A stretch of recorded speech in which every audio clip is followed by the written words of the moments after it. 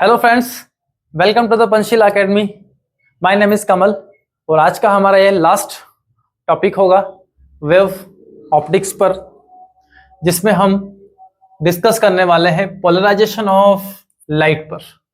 साथ में हम बात करेंगे पोलराइजेशन बाय रिफ्लेक्शन पर और बात करेंगे हम ब्रिस्टस एंगल पर। तो आज का जो लेक्चर है ये लास्ट लेक्चर है हमारा वेव ऑप्टिक्स पर। ध्यान से पढ़िएगा, कॉपी में नोट करते जाएं, हर चीज आपको प्रॉपर वे में।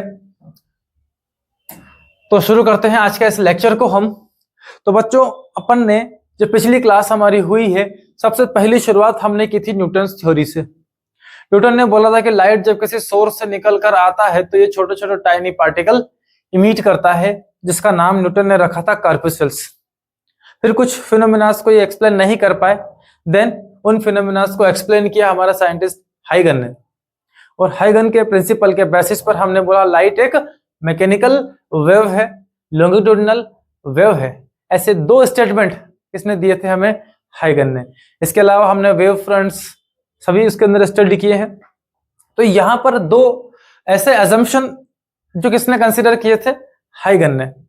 अब बेसिकली हम देखें, क्योंकि एक्सपेरिमेंटली इन्होंने जो बोला था कि लाइट एक मैकेनिकल वेव है, लाइट एक लॉन्गिट्यूडिनल वेव है, बट एक्सपेरिमेंटली ऐसा नहीं मिला। जब मैक्सवेल की थ्योरी आती है तो वो एक्सप्लेन करते हैं कि लाइट एक इलेक्ट्रोमैग्नेटिक वेव है और ये ट्रांसवर्स नेचर रखती। तो दो ऐसे एजम्पशन जो हाइगन ने अपने प्रिंसिपल में कंसीडर किए, वो पूरी तरीके से यहाँ आके फेल हो जाते हैं। तो अगर हम बात करें on the basis of Huygens principle पर, तो पहला, it state that light is a mechanical wave, जो कि पूरी तरीके से फेल हो गया। इसको रिक्वायर पड़ती है किसकी? मीडियम की। भाई मैकेनिकल वेव है, जैसे पानी में अगर आप वेव बनाना चाहोगे तो पानी की रिक्वायरमेंट पड़ेगी, साउंड वेव बनाना चाहोगे तो एटमॉस्फेयर की जरूरत पड़ेगी। तो कहीं ना कहीं हमको मैकेनिकल वेव बनाने के लिए, जनरेट करने के लिए क्या जरूरत पड़ेगी? किसी ना किसी मीडियम की जरूरत पड़ेगी। इस मीडियम का उन्होंने नाम रखा था ईथर, बट बाद में ये जो ईथर थ्योरी है पूरी तरीके से फेल हो गई। भैया ईथर एक हाइपोथेटिकल मीडियम इन्होंने बोला कि है कहां पर? सन और अर्थ के बीच, बट एक्सपेरिमेंटली उसका कोई भी प्रूफ अपने को नहीं मिला। तो इस तरह से ईथर थ्योरी इनकी क्या हो जाती है? फेल हो जाती है। अगर ईथर थ्योरी फेल हो जाती है तो लाइट मैकेनिकल वेव भी नहीं बची, क्योंकि वहां तो मीडियम है ही नहीं। ओके, अब उसके साथ इन्होंने बोला था कि लाइट क्या है? लॉन्गिट्यूडिनल वेव है। लॉन्गिट्यूडिनल वेव की अगर हम बात करें तो ये हमने स्टडी किया है कि जब जब किसी वेव के पार्टिकल डायरेक्शन ऑफ प्रोपेगेशन के परपेंडिकुलर ऑसिलेट करे, ये हमारा एक वेव है, this is the direction of propagation, और इसके ये कुछ पार्टिकल्स हमने यहां लिए। अब ये पार्टिकल्स इस वेव के कैसे ऑसिलेट करेंगे? यहां पर ऐसे डायरेक्शन ऑफ प्रोपेगेशन के पैरेलल, और जब जब ये पैरेलल ऑसिलेट करते हैं, इसी को बोला है हमने लॉन्गिट्यूडिनल वेव। बट एक्चुअली में ये भी एजम्पशन इनकी पूरी तरीके से फेल हो जाती है। कब? Later on it was discovered that light is an number one electromagnetic wave. Light तो भैया इलेक्ट्रोमैग्नेटिक वेव है, और इलेक्ट्रोमैग्नेटिक वेव के लिए which can not required any medium, हमको किसी भी तरह के मीडियम की जरूरत ही नहीं पड़ती है। ऐसी हमारी क्या होती है? इलेक्ट्रोमैग्नेटिक वेव होती है। सन से जो रेडिएशन निकल के आ रहा है वो रेडिएशन एक एक इलेक्ट्रोमैग्नेटिक वेव है। इलेक्ट्रोमैग्नेटिक मींस इसके अंदर इलेक्ट्रिक फील्ड वेक्टर्स प्रेजेंट है और इसके अंदर मैग्नेटिक फील्ड वेक्टर्स प्रेजेंट है, और दोनों एक दूसरे के कैसे हैं? ये परपेंडिकुलर। तो सन से जब रेडिएशन निकल कर आता है तो इलेक्ट्रिक फील्ड के वाइब्रेशंस प्रेजेंट है, मैग्नेटिक फील्ड के क्या है? वाइब्रेशंस प्रेजेंट है, और दोनों के दोनों चलते हुए कहां आ रहे हैं? ये अर्थ की तरफ ट्रेवल करके आ रहे हैं। तो जो डायरेक्शन ऑफ प्रोपेगेशन है उसके भी ये दोनों कैसे हैं? परपेंडिकुलर। मतलब electric field direction of propagation के परपेंडिकुलर ऑसिलेट करती है, magnetic field direction of propagation के परपेंडिकुलर ऑसिलेट करती है। और ये जो परपेंडिकुलर ऑसिलेशन है, इसी से क्या बनी है? आपकी इलेक्ट्रोमैग्नेटिक वेव बनी है। अब इलेक्ट्रोमैग्नेटिक वेव हमने देखा कि भैया सारे मॉलिक्यूल डायरेक्शन ऑफ प्रोपेगेशन के क्या कर रहे हैं? परपेंडिकुलर मोशन कर रहे हैं। और परपेंडिकुलर मोशन जब जब करते हैं तो इस वेव को हम क्या कहते हैं? Transverse wave. तो पहली चीज, लाइट एक इलेक्ट्रोमैग्नेटिक वेव है, मीडियम की रिक्वायर्ड नहीं है। दूसरा, इसका जो नेचर है, light is a transverse nature, ये एक ट्रांसवर्स नेचर की होती है। लाइट के हर वो मॉलिक्यूल जो डायरेक्शन ऑफ प्रोपेगेशन के परपेंडिकुलर ऑसिलेट करते हैं, उसको हम बोलते हैं ट्रांसवर्स वेव। यहां पर ये हमारे पास डायरेक्शन ऑफ प्रोपेगेशन है। अब इस डायरेक्शन ऑफ प्रोपेगेशन में यहां पर हमने लिया, मान लीजिए ये डायरेक्शन ऑफ प्रोपेगेशन है, तो यहां पर जो रेड कलर से डिफाइन किए गए हैं ये है इलेक्ट्रिक फील्ड वेक्टर्स, और ये सारे के सारे मॉलिक्यूल यहां से इस डायरेक्शन ऑफ प्रोपेगेशन के क्या कर रहे हैं, परपेंडिकुलर ऑसिलेट कर रहे हैं। इलेक्ट्रिक फील्ड वेक्टर्स इस तरह से प्रेजेंट है यहां पर, और मैग्नेटिक फील्ड यहां पर हॉरिजॉन्टली इस तरह से प्रेजेंट है, और दोनों के दोनों इलेक्ट्रिक फील्ड ऐसे ऑसिलेट करते हुए आगे बढ़ रहा है, और मैग्नेटिक फील्ड यहां से ऐसे ऑसिलेट करते हुए आगे बढ़ रहा है। अब दोनों इलेक्ट्रिक फील्ड ले लें आप, या मैग्नेटिक फील्ड ले लें आप। मैग्नेटिक फील्ड को हम जनरली बी से शो करते हैं, तो ई और बी दोनों एक दूसरे के राइट एंगल पर है, और दोनों के दोनों डायरेक्शन ऑफ प्रोपेगेशन के ठीक नॉर्मली ऑसिलेट करते हुए ट्रेवल कर रही है। That is known as electromagnetic wave. तो इस तरह से देखा गया कि लाइट तो मैकेनिकल नेचर रखता ही नहीं है, ये कौन सा नेचर रखता है, इलेक्ट्रोमैग्नेटिक वेव है ये, और साथ ही ट्रांसवर्स नेचर रखता है। क्योंकि आगे जो फिनोमेना हम स्टडी करने जा रहे हैं इस चैप्टर के अंदर, उस फिनोमेना को आप बिना ट्रांसवर्स नेचर के शो नहीं कर सकते हैं। तो हाइगन का जो प्रिंसिपल मैकेनिकल वेव था वो यहां आके फेल हो जाएगा, क्योंकि पोलराइजेशन एक ऐसा इफेक्ट है जिसके अंदर हम बात करते हैं लाइट अगर ट्रांसवर्स है तो ही पोलराइजेशन को आप एक्सप्लेन कर सकते हैं, अदरवाइज पोलराइजेशन एक्सप्लेन नहीं किया जा सकता है। ठीक है बच्चों, क्लियर है आप सभी को? तो लाइट क्या हो गई, एक ट्रांसवर्स नेचर वाली हो गई, इलेक्ट्रोमैग्नेटिक वेव हो जाती है। तो बढ़ते हैं इससे आगे और बात करते हैं इसके कुछ बेसिक प्रिंसिपल्स पर। सबसे पहले हम इसके अंदर बात करेंगे, पोलराइजेशन को समझने से पहले हम यहां पर दो चीजों की बात कर रहे हैं जो कि पोलराइजेशन का मोस्ट इंपोर्टेंट पार्ट है। नंबर 1, अनपोलराइज्ड लाइट क्या होती है? अनपोलराइज्ड लाइट, तो देखो, एक ordinary light in which vibrations of electric field vectors, एक ऐसी ऑर्डिनरी लाइट जिसके अंदर इलेक्ट्रिक फील्ड के वाइब्रेशन ऑकर्स मिलते हैं सिमेट्रिकली, किधर, इन ऑल द डायरेक्शंस। एक ऐसा ऑर्डिनरी लाइट जिसमें इलेक्ट्रिक फील्ड वेक्टर्स हर डायरेक्शन का क्या है, प्रेजेंट। कैसा, एक प्लेन में perpendicular to the direction of propagation of light wave. यहां हमने एक डायरेक्शन ऑफ प्रोपेगेशन लिया, ये लाइट हमारे इस डायरेक्शन में ट्रेवल करते हुए ऐसे आगे जा रहा है, तो लाइट जिधर चलता है उसी को हम बोलते हैं डायरेक्शन ऑफ प्रोपेगेशन। अब यहां पर हम देखें तो हमने बोला कि वो ऑर्डिनरी लाइट जिसमें इलेक्ट्रिक फील्ड वेक्टर कहां है, हर डायरेक्शन का प्रेजेंट। अब इसमें इलेक्ट्रिक फील्ड वेक्टर्स ये वाले प्रेजेंट है, ये वाले प्रेजेंट है, ये वाले प्रेजेंट है, ये वाले प्रेजेंट है।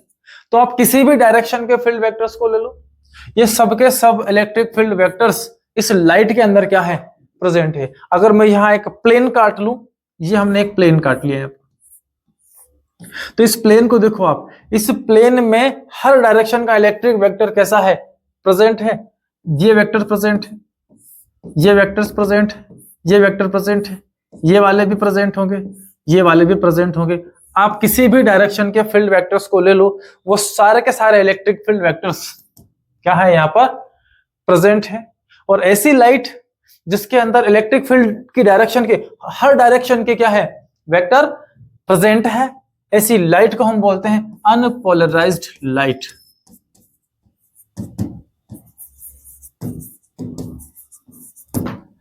The light in which electric vectors of all directions are present, that is known as unpolarized light। तो इस तरह से हमें मिल जाएगी अनपोलराइज्ड लाइट। आते हैं हम पोलराइज्ड लाइट पर, और पोलराइज्ड लाइट को समझने के लिए हम बात करते हैं पोलराइजर पर। पोलराइजर बोले आप या इसको आप बोल सकते हैं पोलराइड, दोनों एक ही है। क्या है ये? तो ये बनाए जाते हैं, it consist a long chain of molecules, एक लॉन्ग चेन हम बनाते हैं मॉलिक्यूल्स की और उन्हें अलाइन कर देते हैं इन अ पर्टिकुलर डायरेक्शन, किसी एक पर्टिकुलर डायरेक्शन में हम उनको जमा देते हैं। जैसे हमारे पास 100 बच्चे हैं, हमने बोला कि 100 बच्चे एक हॉरिजॉन्टल या वर्टिकल लाइन में क्या हो जाओ, अरेंज हो जाओ।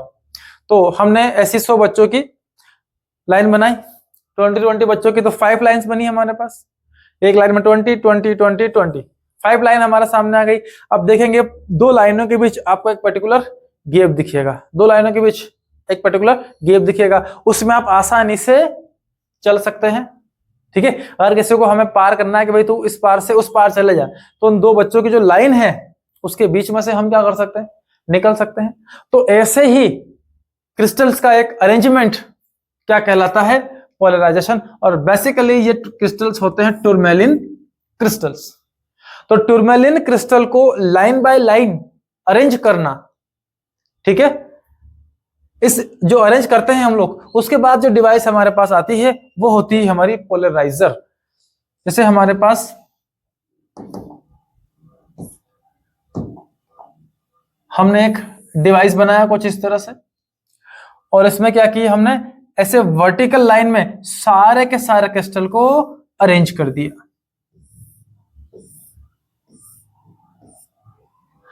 इसको आप हॉरिजॉन्टली अरेंज कर सकते हैं। एक दूसरा एनालाइजर लिया हमने, इसमें हमने सारे पार्टिकल को ऐसे हॉरिजॉन्टली अरेंज कर लिया। तो जो आपकी रिक्वायरमेंट, जैसी आपकी कंडीशन, वैसे आप क्या कर सकते हो, इन क्रिस्टल्स को अरेंज कर सकते हो। अगर आपने सारे के सारे ऐसा वर्टिकल रख दिए हैं तो आप वर्टिकली बड़े आराम से उनकी जो बीच गैप है उसके अंदर से निकल सकते हो। और अगर आपने हॉरिजॉन्टली लगाया है तो आप वर्टिकली तो नहीं निकल सकते, आपको निकलने के लिए आपको खुद को हॉरिजॉन्टल होके उसके पास आर पार निकलना पड़ेगा। तो एनालाइजर का मेन हमारा यहाँ पर यही काम है। भाई ये वर्टिकल पास एक्सिस है, सारे के सारे पास एक्सिस मतलब वो एक्सिस जहां से हम पास हो सकते हैं, ये हमने को अलाउ करता है वर्टिकल डायरेक्शन में निकलने के लिए, और ये भाई साहब हमको अलाउ करते हैं हॉरिजॉन्टल डायरेक्शन से निकलने के लिए। दीज आर एनालाइजर या पोलराइड, जो किसी एक पर्टिकुलर डायरेक्शन को ही अपने अंदर से जाने के लिए अलाउ करते हैं, बाकी सबको ब्लॉक कर देते हैं। तो ऐसे वो डिवाइसेस जो हमारे इलेक्ट्रिक फील्ड वेक्टर किसी पर्टिकुलर डायरेक्शन के ही अपने अंदर से जाने देंगे, बाकी रेस्ट्रिक्ट कर देंगे, ऐसी डिवाइसेस को हम बोलते हैं एनालाइजर। ओके, जैसे रिक्वायरमेंट वैसे इनका हम क्या कर लेते हैं, अरेंजमेंट कर लेते हैं। ये वर्टिकल है, ये हॉरिजॉन्टल है, किसी किसी पोलराइड में हम लोग 945 डिग्री पे भी अरेंज कर लेते हैं, रिक्वायरमेंट के बेसिस पर ये बनाए जाते हैं। ठीक है, तो पोलराइड हमारे क्लियर हैं आप सभी को। चलो अब इन पोलराइड का यूज करते हैं और इनकी हेल्प से हम बनाते हैं पोलराइज्ड लाइट। अभी बात की थी हमने अनपोलराइज्ड लाइट की, तो अनपोलराइज्ड लाइट में आपने क्या स्टडी किया, आपने देखा कि लाइट वो ऑर्डिनरी लाइट जिसमें इलेक्ट्रिक फील्ड के हर डायरेक्शन के वेक्टर्स प्रेजेंट है।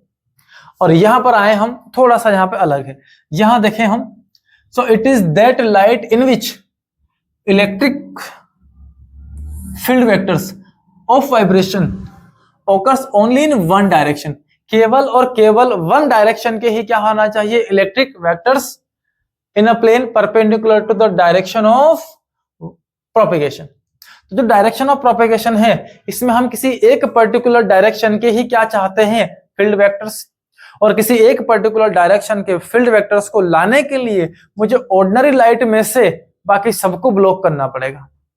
क्योंकि ऑर्डिनरी लाइट के अंदर क्या क्या चीजें हैं, इसमें ये वाले पास एक्सिस है, ये वाले फील्ड वेक्टर्स हैं, ये वाले भी हैं, ये वाले भी हैं, ये वाले भी हैं, तो हर डायरेक्शन का क्या है, इसके अंदर फील्ड वेक्टर प्रेजेंट है। तो इन हर डायरेक्शन के फील्ड वेक्टर में से मुझे कुछ पर्टिकुलर डायरेक्शन के ही चाहिए, तो मुझे बीच में एक फिल्टर लगाना पड़ेगा। वो फिल्टर हमने यहां लगा दिया, हमने उसके पास एक्सिस को कुछ इस तरह से बना दिया कि इसमें सिर्फ ये वाले पास फील्ड वेक्टर्स ही आर पार आ सकते हैं, बाकी हॉरिजॉन्टल वाले ये वाले सब कुछ क्या हो जाएंगे, कट जाएंगे। तो जो ऑर्डिनरी लाइट है वो चलकर आई, यहाँ टकराई, और केवल वो लाइट ही यहां से पास हो पाई जिनके फील्ड वेक्टर्स इस पास एक्सिस के पैरेलल है, और यहां से पार होकर इधर पहुंच जाएगी। तो उसके लिए हमें जरूरत पड़ेगी किसकी, एनालाइजर की। तो सबसे पहले हमने कोई लाइट ली, ये ऑर्डिनरी लाइट है, इसमें हर डायरेक्शन का ये फील्ड वेक्टर हमने ले लिया।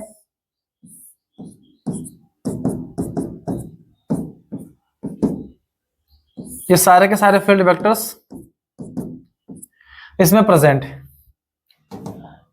इसके आगे हमने लगा दिया एक एनालाइजर, मींस पोलराइड। इसके पास एक्सिस कुछ वर्टिकल डायरेक्शन में बना ली हमने। यह है हमारी अनपोलराइज्ड लाइट।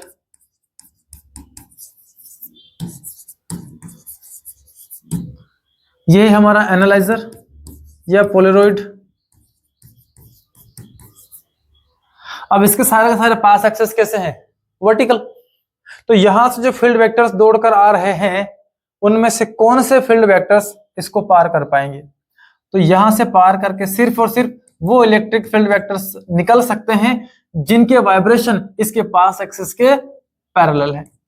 तो ये इलेक्ट्रिक फील्ड वेक्टर्स हमको आउटपुट में मिलते हैं इधर। अब देखो आप, यहां तो हर डायरेक्शन के फील्ड वेक्टर प्रेजेंट है, लेकिन यहां पर कुछ पर्टिकुलर डायरेक्शन के ही फील्ड वेक्टर्स प्रेजेंट है, इसीलिए इस लाइट को हम बोलते हैं पोलराइज्ड लाइट।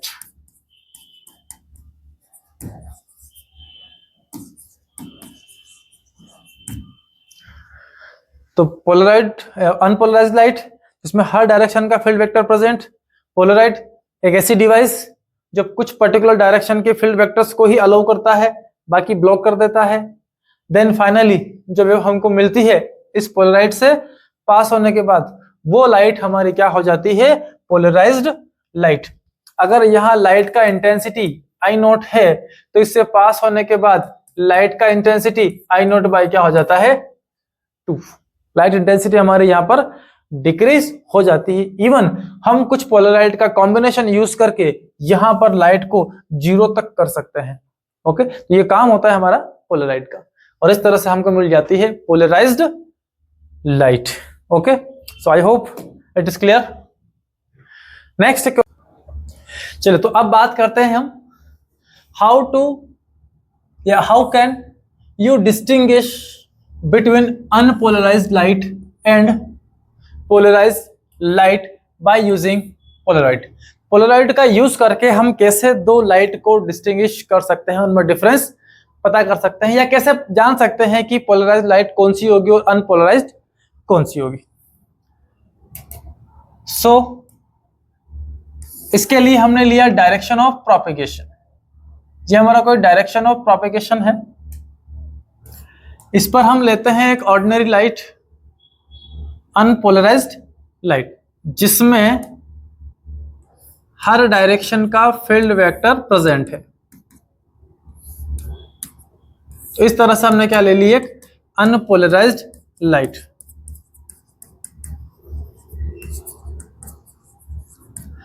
इस अनपोलराइज्ड लाइट को पास कराते हैं एक एनालाइजर से, और इस एनालाइजर के अंदर इसके पास एक्सिस हमने वर्टिकली एक दूसरे के पैरेलल बना लिए।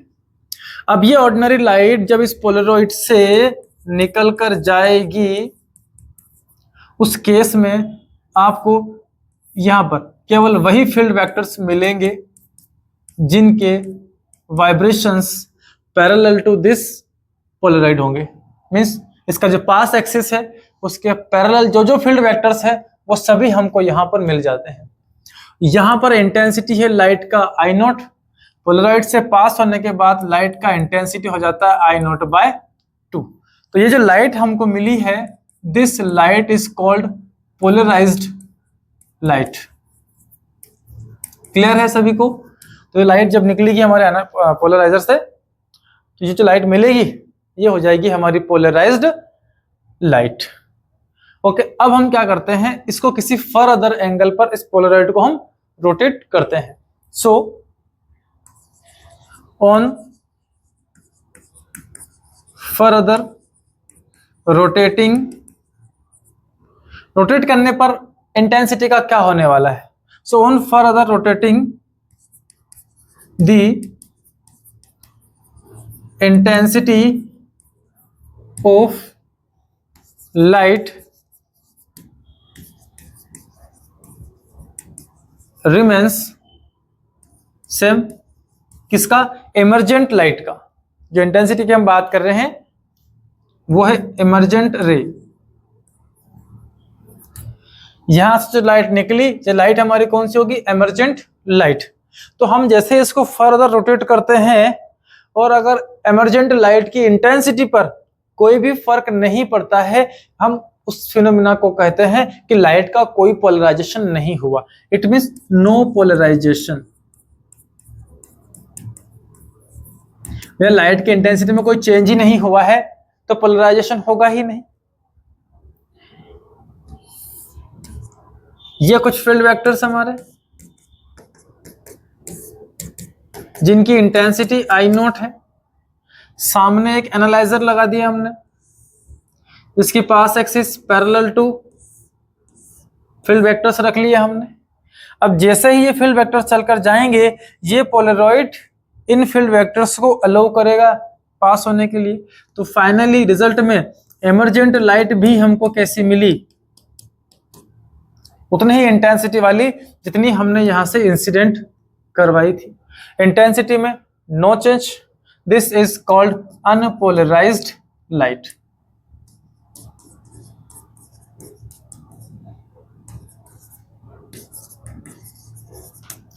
तो ये आपकी अनपोलराइज्ड लाइट हो जाती है जब जब किसकी इंटेंसिटी में कोई चेंज नहीं आता है। अगले केस में बात कर रहे हैं हम पोलराइज्ड लाइट की।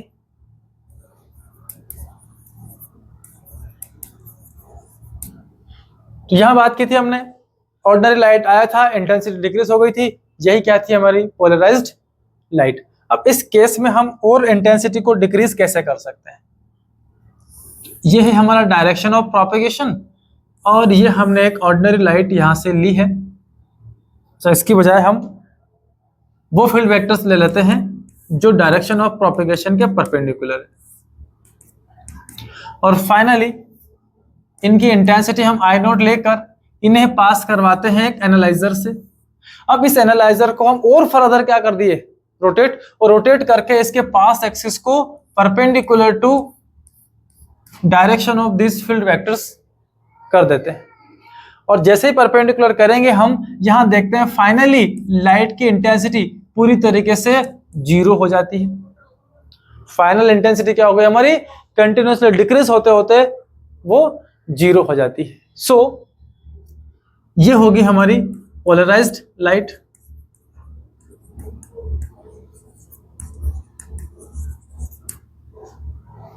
सो when on further rotating intensity of emergent light decreases, called polarized या polarized light।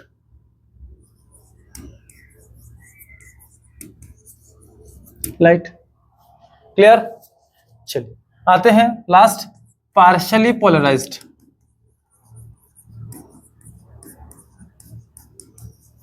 पार्शियल पोलराइजेशन क्या होगा?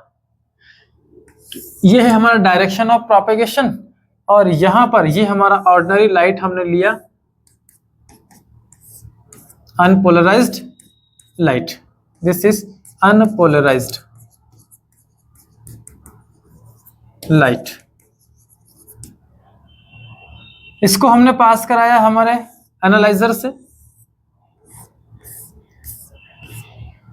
उसके हमने पास एक्सेस ले लिए पैरेलल टू एवरीवन। ये सब एक दूसरे से क्या है? पैरेलल है। अब इनमें से इस ऑर्डिनरी लाइट के फील्ड वेक्टर्स जो पास हो सकते हैं वो है आपके ओनली ऑन वो फील्ड वेक्टर्स जिनके वाइब्रेशंस इसके पास एक्सेस के कैसे हो, पैरेलल हो। तो यहां जो लाइट हमको मिल रही है that is partially polarised.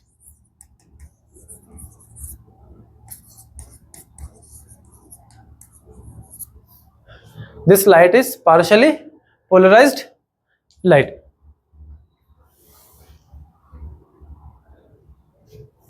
Means intensity यहां पर approx not equal to zero है, कंप्लीट जीरो इंटेंसिटी नहीं है, जो इंटेंसिटी हमको लाइट का मिलेगा। तो इस केस में जो लाइट हमको मिल रही है वो हमारी पार्शियल पोलराइज्ड है। ओके, चलिए बढ़ते हैं आगे। और intensity of polarized light when it passes through polarized light या लॉ ऑफ मैलस।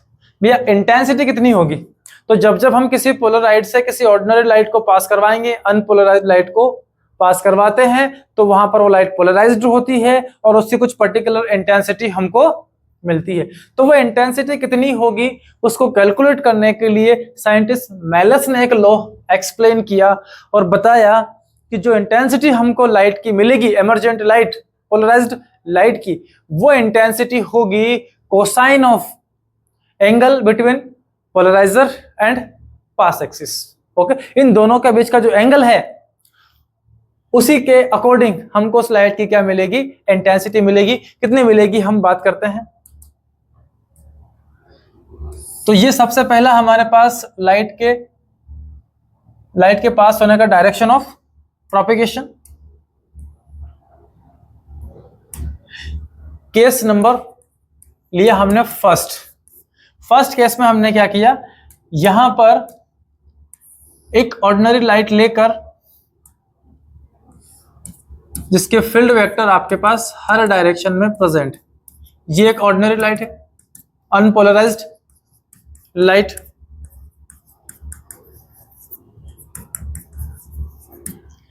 इस अनपोलराइज्ड लाइट को हमने एक एनालाइजर से पास करा लिया और इस एनालाइजर के फील्ड वेक्टर्स सब एक दूसरे के पैरेलल हमने इस डायरेक्शन के लिए। तो इससे जो लाइट निकल कर आई ये हमारा पोलराइज्ड नंबर फर्स्ट है। वो लाइट हमको वही मिलेगी जिनके वाइब्रेशन इसके पास एक्सिस के पैरेलल है। तो ये फील्ड वेक्टर्स हमको यहां मिल रहे हैं। अब इन फील्ड वेक्टर्स के आगे भी हमने एक अनदर एनालाइजर फिर रख दिया। अब आपके पास दो एनालाइजर है, P1 और P2।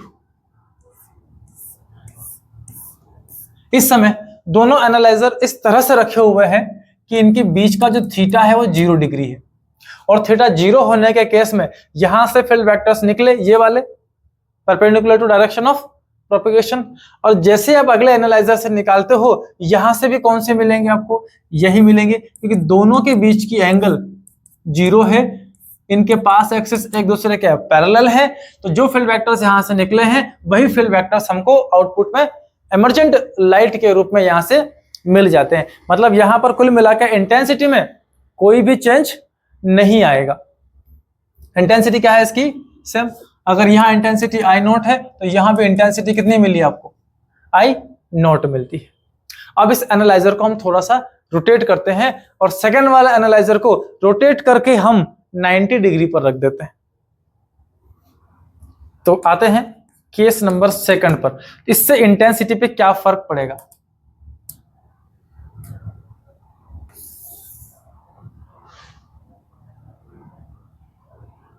ये अपना डायरेक्शन ऑफ प्रोपेगेशन,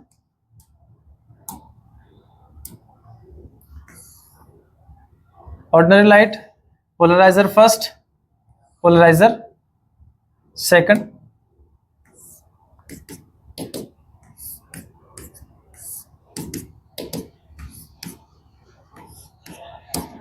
ओके, अब यहां से लाइट पास करा रहे हैं हम। पहला पोलराइड हमारे सामने है P1, अनपोलराइज्ड लाइट पहुंचती है, यहां से लाइट पास होकर हमको मिलती है ये वाला फील्ड वेक्टर्स। देन हमने इसको इस तरह से रखा है कि इसकी जो पास एक्सिस है वो परपेंडिकुलर टू क्या हो जाए, फर्स्ट पोलराइजर। मतलब यहां पर angle theta is equal to अपने ले लिया 90 डिग्री। ये दोनों पोलराइड के बीच की एंगल है theta, angle between P1 and P2। अब 90 डिग्री होने पर अब देखिए यहां से जो फील्ड वेक्टर्स पास हो पाए वो ये है पैरेलल टू इसके, लेकिन जैसे ही यहां से निकलता है, अब एक एनालाइजर जो पैरेलल था उसके पीछे वाला जो एनालाइजर है उसको हमने पूरी तरीके से 90 डिग्री पर घुमा दिया। इससे पहले वाले केस में दोनों पैरेलल थे, यहां से फील्ड वेक्टर्स ये वाले निकल कर आ रहे थे तो पीछे ये भी पैरेलल रखा था, तो यहां से भी फील्ड वेक्टर्स निकलकर वही जाएंगे जो P1 से निकल कर गए थे।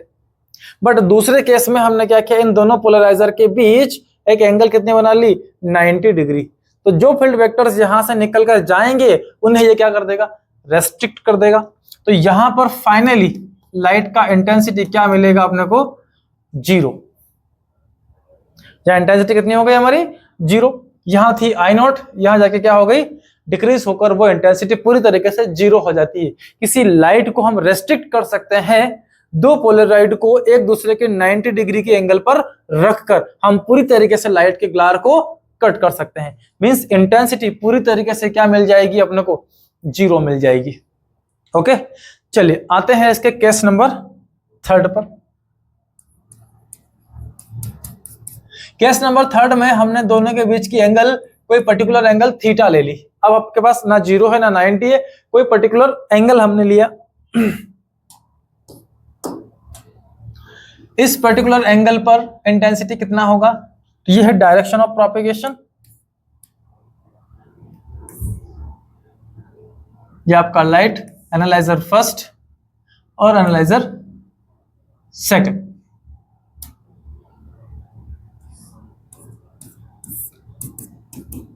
ऑर्डिनरी लाइट में हर डायरेक्शन के फील्ड वेक्टर्स आते हैं, पहले एनालाइजर से पास होते हैं, इसको हमने कैसा रखा,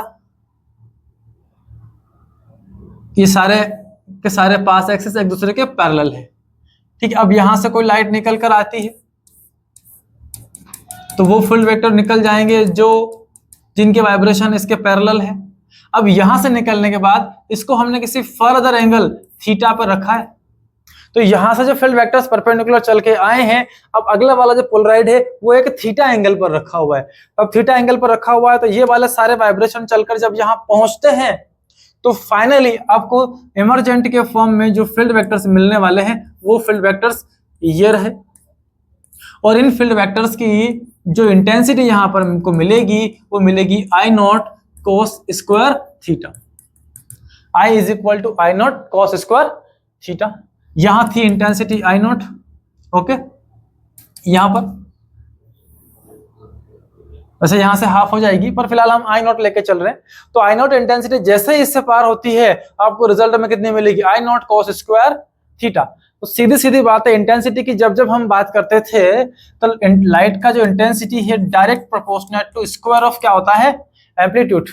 तो यहाँ पर इस एम्पलीट्यूड के ऊपर भी क्या करती है हमारी लाइट, डिपेंड करती है। और मेलस ने यही एक्सप्लेन किया कि भैया जब भी हम किसी एनालाइजर से किसी लाइट को पास करवाते हैं तो उस लाइट की इंटेंसिटी में किस तरह से चेंज आएगा, तो वो जो चेंज आएगा वो चेंज मिलेगा हमको उसके कोसाइन स्क्वायर के डायरेक्ट प्रोपोर्शनेट। मींस जो फाइनल इंटेंसिटी हमको मिलेगी रिजल्टेंट इंटेंसिटी, क्योंकि यहां पर इंटेंसिटी एम्पलीट्यूड के ऊपर डिपेंड करती है।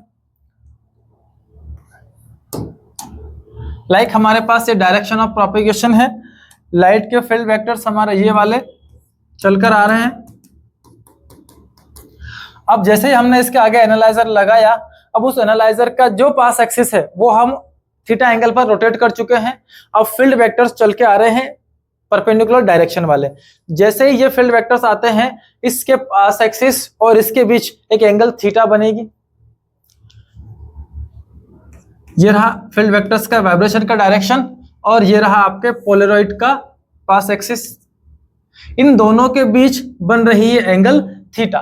तो जैसे ही ये वाले फील्ड वेक्टर्स इस पोलराइजर से पास होकर जाने लगेंगे, इस फील्ड वेक्टर का ये वाला कंपोनेंट ही इससे निकल पाएगा, बाकी सब रुक जाएंगे। तो यहां पर लाइट वेक्टर्स का एम्पलीट्यूड ये है, तो इनका कौन सा कंपोनेंट यहां से जाएगा, तो हमने बोला एंगल कौन सा है, थीटा। तो यहां से जो निकलने वाला एम्पलीट्यूड है वो ए कॉस थीटा होगा। सो इंटेंसिटी जो हमको मिलेगी यहां फाइनली इस लाइट की, वो intensity direct proportional to square of amplitude cos square theta. According to this I equal लगाते हैं कांस्टेंट क्वांटिटी के यूज करते हैं, स्क्वायर दोनों का है, ये सिंगल किसी एक का नहीं है। इसका एम्पलीट्यूड कौन सा, ए कॉस थीटा, तो यहां पर जो एम्पलीट्यूड है इसका होल स्क्वायर करेंगे तभी इंटेंसिटी मिलेगी, तो ये स्क्वायर इसका है।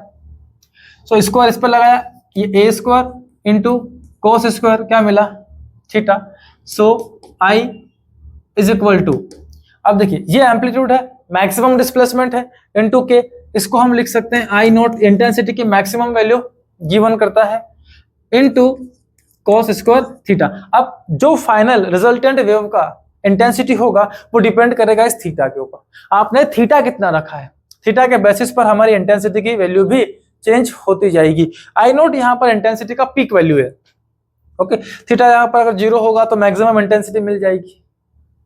इस केस में 90 हो जाएगा तो सब कुछ 0 हो जाएगा इस केस में। जैसे जैसे एंगल बदलेगा किसका, फील्ड वेक्टर के वाइब्रेशन का और जो हमारा पोलराइड है उसके पास एक्सिस का, तो उस केस के बेसिस पर इंटेंसिटी हमें मिलेगी I equal to I naught cos square theta, okay. This is called law of Malus. So according to Malus, the intensity of emergent light is directly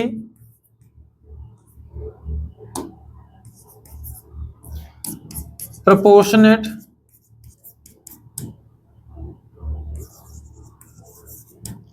to cosine of, to angle of cosine of, to angle of cosine of pass axis of analyzer and Polaroid। तो जो cosine हम taken कर रहे हैं पास axis का और जो हमारा पोलराइड है, इनके बीच का एंगल हमने लिया, इसके ठीक स्क्वायर के प्रोपोर्शनल होती है।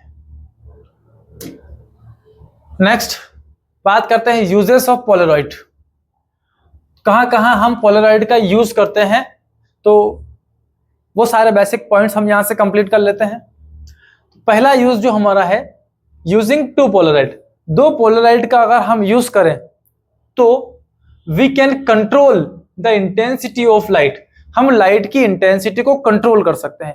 जैसे किसी सोर्स से लाइट बहुत तेज आ रही है, मतलब हर डायरेक्शन का फील्ड वेक्टर उसमें प्रेजेंट है, हमने उसके आगे एक पोलराइड लगा दिया, लाइट की इंटेंसिटी डिक्रीज हो गई, उसके आगे एक दूसरा पोलराइड लगा दिया और इसको पर्टिकुलर एंगल पर रोटेट कर दिया हमने। तो दो पोलराइड की हेल्प से हम लाइट की इंटेंसिटी को कंट्रोल कर सकते हैं, इवन यहां तक कि हम उसको जीरो भी कर सकते हैं। तो ये दो पोलराइड का मेन पर्पस होता है, इंटेंसिटी को हम कंट्रोल कर सकते हैं and can make it zero. कितना कर सकते हो आप इसे, जीरो भी कर सकते हो, ठीक है। यहां से ऑर्डिनरी लाइट के फील्ड वेक्टर्स हर डायरेक्शन के चलकर आते हैं। अब इनको जैसे ही हमने एक एनालाइजर से पास करवाया तो यहां से जो फील्ड वेक्टर्स मिले हमको रिजल्ट में वो ये वाले मिले, और यहां से अगला एनालाइजर लगाकर हमने इनको भी रेस्ट्रिक्ट कर दिया, तो फाइनली यहां पर इंटेंसिटी पूरी तरीके से कैसी हो गई, जीरो। अब इससे निकले ये और इससे कुछ भी नहीं निकल पाया, इंटेंसिटी क्या हो गई, जीरो। तो लाइट के अमाउंट को अपन कंट्रोल कर सकते हैं। हमारी आंखों के सामने ग्लास लगा लेते हैं, बाहर लाइट बहुत तेज है, वो ग्लास क्या करता है, उस लाइट के अमाउंट को कंट्रोल करता है और उतनी लाइट अंदर जाना देता है जितनी आपको जरूरत है। अगला पोलराइड ग्लास में इसका इस्तेमाल होता है, जिसको हम बोलते हैं एंटी ग्लार ग्लास, मतलब लाइट की इंटेंसिटी को कम करने वाला। जैसे आपके सन ग्लास हो गए, गाड़ी की विंड वगैरह हो गई, ये सब क्या होते हैं हमारे एंटी ग्लार ग्लास होते हैं। एरोप्लेन की विंडो हो गई। So light coming after reflection, reflection के बाद जो लाइट आ रही है फ्रॉम शाइनिंग ऑब्जेक्ट, जैसे हम रोड पर चल रहे हैं और किसी शाइनिंग ऑब्जेक्ट से लाइट टकराकर अचानक से कहां पड़ी, हमारी आंखों में। ऐसे ही लाइक वेट रोड से, पानी है रोड के ऊपर और वहां से रिफ्लेक्शन के बाद हमारी आंखों में लाइट पड़ता है। ग्लास ओवर द पेंटिंग, कोई पेंटिंग करा हुआ ग्लास से लाइट पड़ेगी, कहां गिरी, आई पर। स्मूथ टेबल से रिफ्लेक्शन हो गया। So we use polaroid glass with vertical pass axis, हम इसके लिए एक वर्टिकल पास एक्सिस वाला क्या करते हैं, ग्लास यूज करते हैं। जैसे किसी दूर किसी सड़क पे पानी भरा पानी है, वहां पे थोड़ा बहुत लाइट वहां टकराई और रिफ्लेक्शन के बाद वो कहां आई, हमारी आंखों में। तो हमने आंख के आगे जो ग्लास लगा रखा है, जो पोलराइड लगा रखा है, उसके पास एक्सिस सारे के सारे कैसे हैं, वर्टिकल, ताकि वहां से जो लाइट आती है रिफ्लेक्शन के बाद, वैसे रिफ्लेक्शन के बाद जो लाइट आ रही है वो पार्शियल पोलराइज्ड होती है। किसी भी ऑब्जेक्ट से लाइट रिफ्लेक्ट होकर हमारी आंखों में जा रही है, वो कैसी है, आपकी पार्शियल पोलराइज्ड है। तो जब ये पार्शियल पोलराइज्ड आंखों में जाएगी तो उन पोलराइड से पास होकर जैसे आंखों पर पहुंचेगी, इनकी इंटेंसिटी और क्या हो जाएगी, डिक्रीज। जो हॉरिजॉन्टल वाइब्रेशंस हैं रिफ्लेक्शन के बाद आने वाली रे के, वो क्या हो जाते हैं, कट जाते हैं। दूसरा हम इनका यूज करते हैं in headlights and wind of screen of car. Wind screen of car, जो हमारी विंड स्क्रीन होती है, जिसको अपन विंडशील्ड भी बोलते हैं। कार में ड्राइवर गाड़ी चला रहा है, सामने एक बड़ा सा ग्लास लगा है, तो ये जो विंड शील्ड है या विंड स्क्रीन है हमारी, इसमें भी हम लोग पोलराइड का यूज करते हैं। दो कांच के बीच एक पतली सी फिल्म लगा देते हैं, वो क्या है आपका, एक पोलराइड। क्यों लगाते हैं, क्योंकि सामने से, यहां से हम चलकर जा रहे हैं,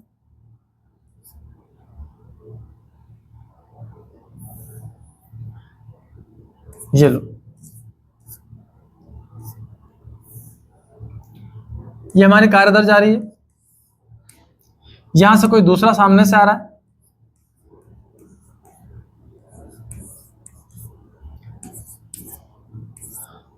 तो क्या होगा, इनकी लाइट, यहां से इसकी लाइट निकली, यहां से इसकी लाइट निकली, एक दूसरे की आंखों पर पड़ेगी।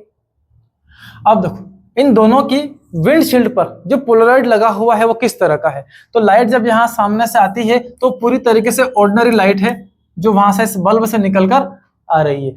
अब ऑर्डिनरी लाइट निकल के आती है तो जो विंडशील्ड अपने पास है ड्राइवर साइड या पूरी ग्लास के ऊपर, उसके अंदर हम उस शील्ड में इन पास एक्सिस को एक पर्टिकुलर एंगल पर लगा लेते हैं, और वो एंगल हम अप्रोक्सीमेट 45 डिग्री के आसपास लेते हैं।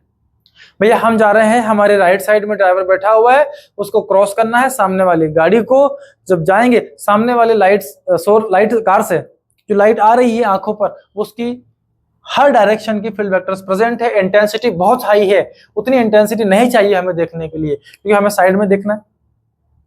अब वो इंटेंसिटी जब आंखों पर पड़ती है तो हमको क्लियर विजन नहीं दिखेगा, तो हमने क्या कर दिया, विंडशील्ड पर एक पोलराइड लगा लिया और उसकी पास एक्सिस को लगभग हमने 45 डिग्री पर कर लिया। तो हमारा जो राइट साइड है, इसमें जो पोलराइड लगा है उसमें कितना एंगल घुमा दिया हमने, उसके पास एक्सिस को 45 डिग्री पर। अब जो सामने से आ रहा था उसका राइट ये वाला होगा, तो वो अपनी विंडशील्ड के जो पास एक्सिस हैं उनको 45 डिग्री से ऐसे घुमा लेगा।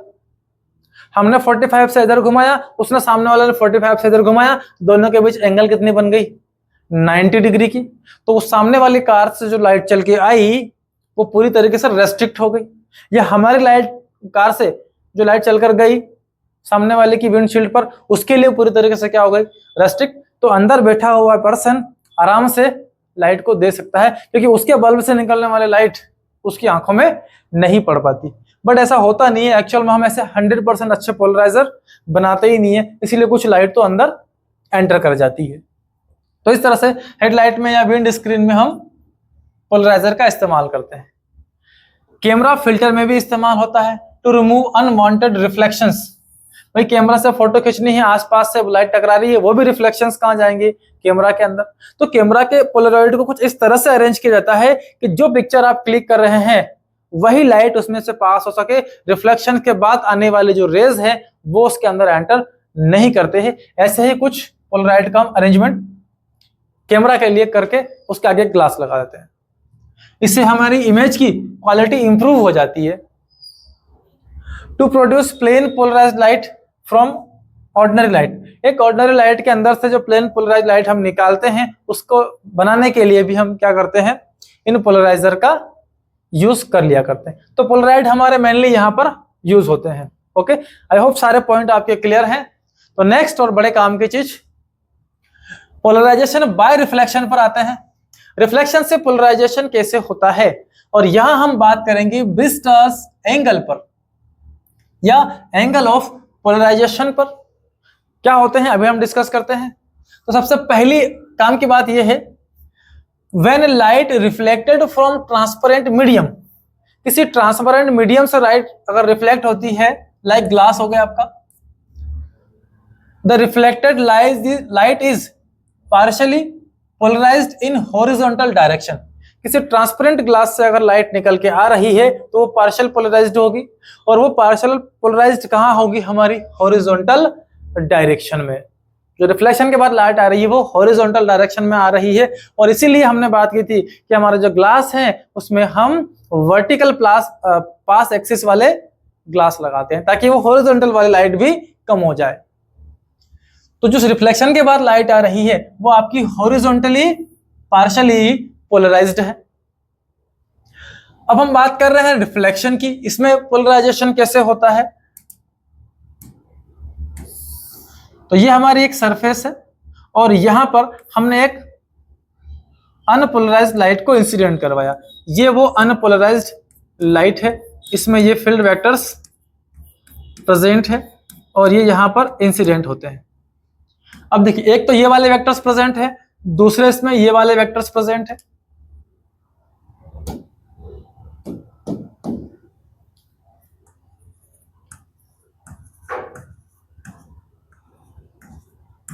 तो हम देखते हैं यहां पर ये वाले वेक्टर्स प्रेजेंट है, ये वाले वेक्टर्स प्रेजेंट है।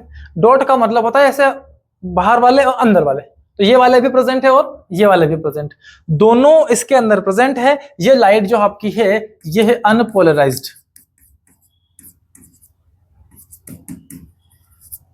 अनपोलराइज्ड लाइट इंसिडेंट होती है, इंसिडेंट होने के बाद इस लाइट का क्या होगा, रिफ्लेक्शन भी होगा और रिफ्रैक्शन भी होगा।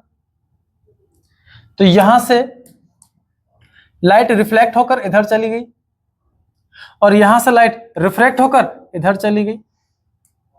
अब रिफ्लेक्ट होने वाली रे ये रही, इसमें ये वेक्टर्स प्रेजेंट है, कुछ इसके अंदर ये हॉरिजॉन्टल डायरेक्शन के वेक्टर्स भी क्या है, प्रेजेंट है।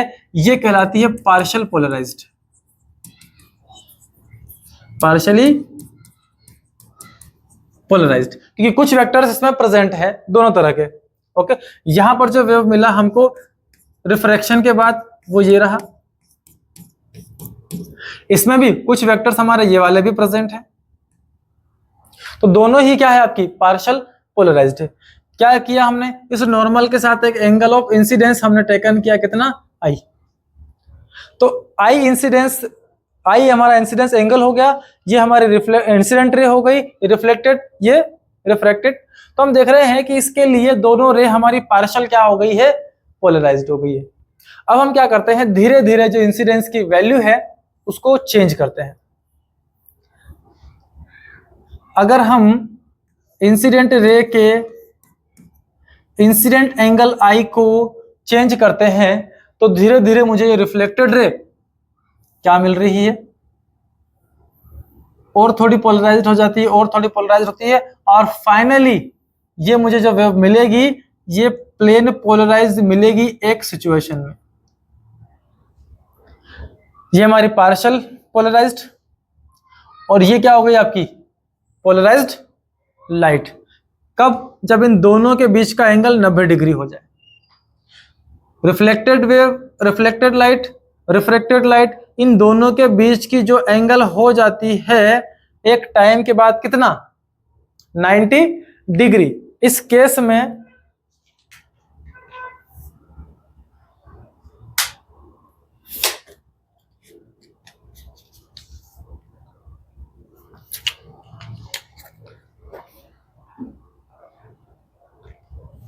देखिए, जैसे जैसे इंसिडेंस की वैल्यू इंक्रीज करते हैं जो लाइट आपकी रिफ्लेक्टेड थी कैसी, partially,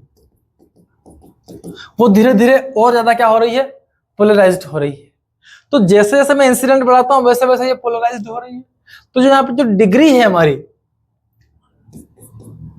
the degree of polarization, the degree of polarization in reflection is depends on angle of incidence। तो जैसे जैसे मैं इंसिडेंस एंगल में चेंज करता हूं वैसे वैसे मेरी लाइट, रिफ्लेक्टेड लाइट क्या हो रही है, पोलराइज्ड हो रही है। तो इसकी जो डिग्री है पोलराइजेशन की, वो डिग्री डिपेंड करती है इंसिडेंस एंगल पर। आप इंसिडेंस एंगल बढ़ाते जाओ, इसका पोलराइजेशन क्या होगा, बढ़ते जाएगा। और इंसिडेंस की वैल्यू इंक्रीज करते करते हमने इतनी कर दी कि इसके लिए दोनों प्लेन पोलराइज्ड, दोनों रिफ्लेक्टेड रे और रिफ्लेक्टेड रे, इनके बीच की एंगल 90 डिग्री हो जाए, उस एंगल को हम कहते हैं ब्रिस्टर्स एंगल। क्लियर है? तो पहली चीज, जब भी रिफ्लेक्शन होगा लाइट पोलराइज होगी, और पोलराइज कैसे होगा, तो वो डिपेंड करेगा आपने इंसिडेंस एंगल की वैल्यू को कितना रखा है। जैसे जैसे इंसिडेंस की वैल्यू चेंज करेंगे, रिफ्लेक्शन के बाद जाने वाली रे वैसे वैसे क्या हो जाएगी, आपकी पोलराइज्ड होती जाएगी। रिफ्रैक्शन में क्या हो रहा है, हमें उससे विशेष काम नहीं है। ओके, तो बढ़ाते हैं एंगल। तो बात आई ब्रिस्टर्स एंगल की। At a particular angle of incidence, किसी पर्टिकुलर वैल्यू के लिए, किसके, इंसिडेंट एंगल के। When reflected ray is perpendicular to refracted ray, तो जो रिफ्लेक्टेड रे है वो परपेंडिकुलर हो जाती है रिफ्रैक्टेड रे से, then reflected ray is plane polarized, और इस समय आपकी रिफ्लेक्टेड रे प्लेन पोलराइज्ड हो चुकी है। This angle of incidence is called Brewster's angle or angle of polarization।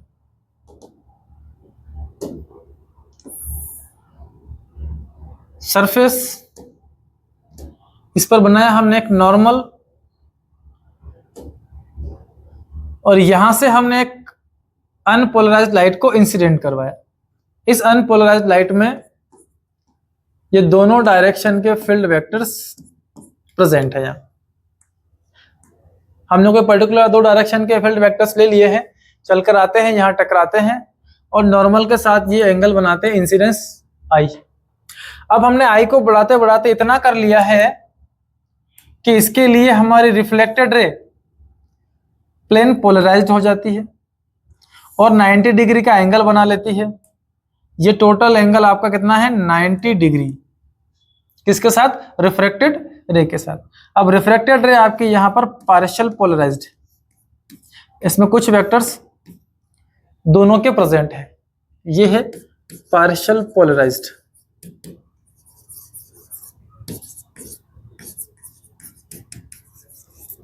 और ये हमारे रिफ्लेक्टेड रे हो जाती है प्लेन पोलराइज्ड।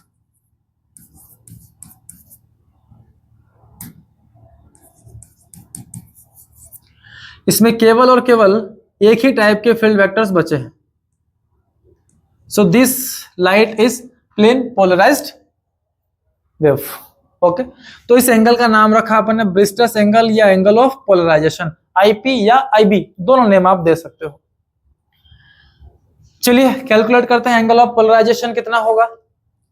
तो ये एंगल आईपी है, तो ऑब्वियसली ये जो एंगल है ये भी हमारी कितनी होगी, आईपी होगी। ओके, और इस एंगल की हम बात करें तो ये टोटल एंगल 90 है, इसमें से ये टोटल एंगल कितना है, 90 है। अच्छा इसको देखिए, पहले यहाँ ऊपर से करना पड़ेगा इसको। नॉर्मल और सरफेस 90 डिग्री के एंगल पर है, टोटल एंगल 90, तो डबल येलो वाला 90 माइनस क्या बचा, आईपी। अब इधर ये टोटल 90 है, तो ये वाली एंगल कितनी मिलेगी आपको, इन दोनों में से माइनस कर लो। तो 90 को 90 माइनस आईपी से माइनस करता हूं तो ये वाली एंगल मुझे कितनी मिलेगी, आईपी मिलेगी। और ये वाली एंगल यहाँ आर हो जाती है, ठीक है, तो R कितना मिलेगा, ये टोटल 90 और R इक्वल टू हमें मिला 90 minus IP। Clear? Angle of incidence I is equal to IP, angle of refraction 90 minus IP। Clear है? सारे एंगल समझ में आ गए आपको? देखिए ये IP था तो ये IP हो गया। अब ये टोटल 90 है, अब इसमें से आप IP को माइनस कर लो, ये बची हुई एंगल 90 माइनस IP होगी। देन इन दोनों के बीच का जो एंगल है, दोनों रिफ्लेक्टेड वेव और रिफ्लेक्टेड रे, इनके बीच की एंगल भी कितनी है 90। अब इस 90 में से आप इसको माइनस करोगे तो रिजल्ट क्या आएगा IP। तो ये जो बचा हुआ एंगल है R, ये कितना हो जाएगा, R ने सरफेस, जो नॉर्मल ने सरफेस के साथ जो एंगल बनाई थी वो 90 थी, उसमें से आप IP को माइनस कर लो, 90 minus IP is equal to क्या मिल जाएगा आपको, R मिल जाएगा। और लगाते हैं इसमें स्नेल्स लो, बड़े दिनों के बाद वापस आया है स्नेल्स लो। लाइट आ रही है एयर से, रिफ्रैक्टिव इंडेक्स है 1 into sine I is equal to जा रही है किसी मीडियम में, रिफ्रैक्टिव इंडेक्स है mu into sine R. Okay, sine I यहां पर है हमारे पास IP, ये है म्यू, और आर की जगह हमारे पास है 90 माइनस आर। ओके, चलिए तो इतनी कहानी सभी को क्लियर है?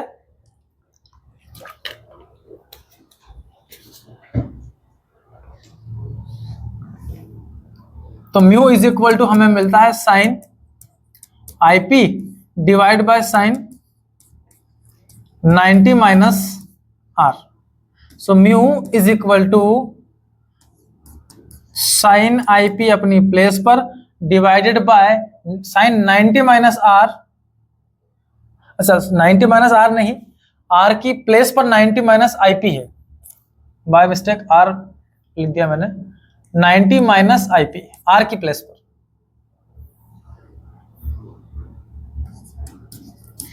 ये R इज इक्वल टू ये reflected angle R 90 minus IP, तो R की वैल्यू 90 माइनस IP यहां रख दिया हमने।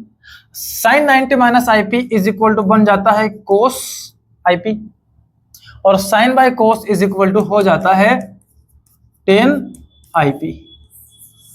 Okay, so tangent of angle of polarisation is equal to refractive index of medium, ये हमको मिलता है। दिस इज ब्रिस्टर्स लॉ, और IP हमारा एंगल ऑफ ब्रिस्टर्स एंगल या एंगल ऑफ पोलराइजेशन। क्लियर है सभी को? तो इस तरह से आप ब्रिस्टर्स एंगल को फाइंड कर सकते हैं। चलिए आते हैं इसके क्वेश्चन पर। The refractive index of water with respect to air 4/3। Water का रिफ्रैक्टिव इंडेक्स एयर के रिस्पेक्ट में 4/3 है। Find the angle of polarisation IP और IB। IP और IB आप लोगों को फाइंड करना है। So mu is equal to formula हमारे पास है 10 IP। सो म्यू रख देते हैं, 4/3 इज इक्वल टू 10 IP, या 10 IP is equal to 4/3। Right angle triangle पर चलते हैं, परपेंडिकुलर 4 है, बेस कितना है 3, तो ये वाला कितना हो गया 5। देन ये एंगल कितनी हो जाएगी आपकी 53 डिग्री। बहुत सारे क्वेश्चन हम इसके कर चुके हैं। जब परपेंडिकुलर 4 हो, बेस 3 हो, ये 5 होगा, और ये एंगल कितनी होगी आपकी 53 डिग्री। सो जो IP मिला हमको यहाँ से tan इनवर्स 4/3, ये tan inverse 4/3 is equal to कितना मिला 53 डिग्री। तो एंगल ऑफ पोलराइजेशन यहां से मिलेगा आपको 53 डिग्री। नेक्स्ट आते हैं, critical angle of glass is 45 degree. Critical angle दे रखा है आपको 45 डिग्री, इसको हम C से डिनोट किया करते थे पिछली क्लासों में। Find the ब्रिस्टर्स angle for air glass. अब आपको ब्रिस्टर्स एंगल फाइंड करना है एयर और ग्लास के लिए। एयर और ग्लास का रिफ्रैक्टिव इंडेक्स क्रिटिकल एंगल 45 हमारे पास है, बट हमारे पास तो जो फॉर्मूला है म्यू इज इक्वल टू वो ये है ब्रिस्टर्स एंगल निकालने के लिए, म्यू इक्वल टू 10 IB। तो 10 IB हमको चाहिएगा, तो ये C है और क्रिटिकल एंगल का रिफ्रैक्टिव इंडेक्स साथ हमने रिलेशन पढ़ा है 1/μ।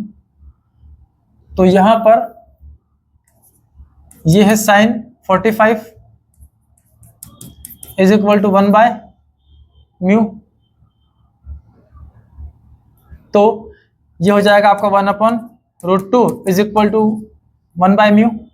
So mu is equal to कितना मिला आपको √2। यहां से √2 उठाओ, यहां पटक दो, तो √2 इक्वल टू 10 IB और IB is equal to 10 inverse of √2। ये जो भी एंगल हो आपको मिल जाएगा, दैट इज ब्रिस्टर्स एंगल। और यहीं पर होता है आज का लेक्चर एंड, और यहीं पर हमारा पूरा ऑप्टिक्स कंप्लीट हो जाता है। इसके बाद कोई टॉपिक हमारे पास नहीं बचते हैं। इसके बाद अगर आपकी कोई डाउट या प्रॉब्लम्स हो तो आप हमारे कमेंट बॉक्स में लिखकर जरूर शेयर करें। हमारे चैनल को लाइक शेयर सब्सक्राइब जरूर कीजिएगा। मिलते हैं आपसे नए लेक्चर में एक नई शुरुआत के साथ, और वो हो सकता है हम शुरू करें ड्यूअल नेचर को। ठीक है बच्चों, ऑल द बेस्ट।